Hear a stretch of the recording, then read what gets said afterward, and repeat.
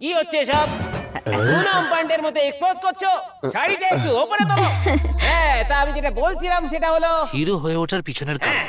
আমি যেই মানুষটার জন্য হিরো হতে পেরেছি সেই ব্যক্তি জানেন কি আপনারা কে তিনি? জানেন সে কে? সে হলো আমার পরিশ্রম। আরে এসব কি হচ্ছেটা কি? হ্যাঁ, টাকা নিয়ে তো আমার কথা বলার কথা ছিল, কিন্তু এখন তো নিজের কথাই বলে যাচ্ছে। আপনারা সবাই একটা কথা জানেন কি? ময়ূরের লেজে রং বেরঙের পালক থাকে, আর কুকুরের পেছনে থাকে একটা পাকানো লেজ, আর মুরগির পেছনে পটি থাকে।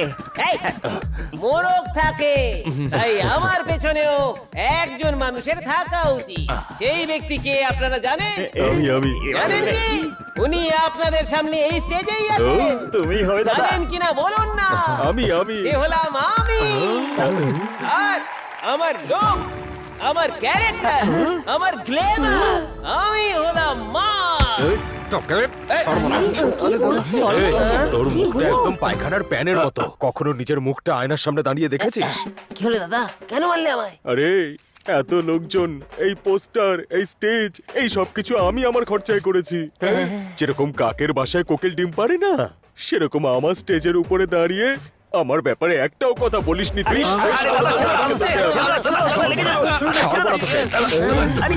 দাদার জামা ছেড়ে দিলে এটা কি করলে?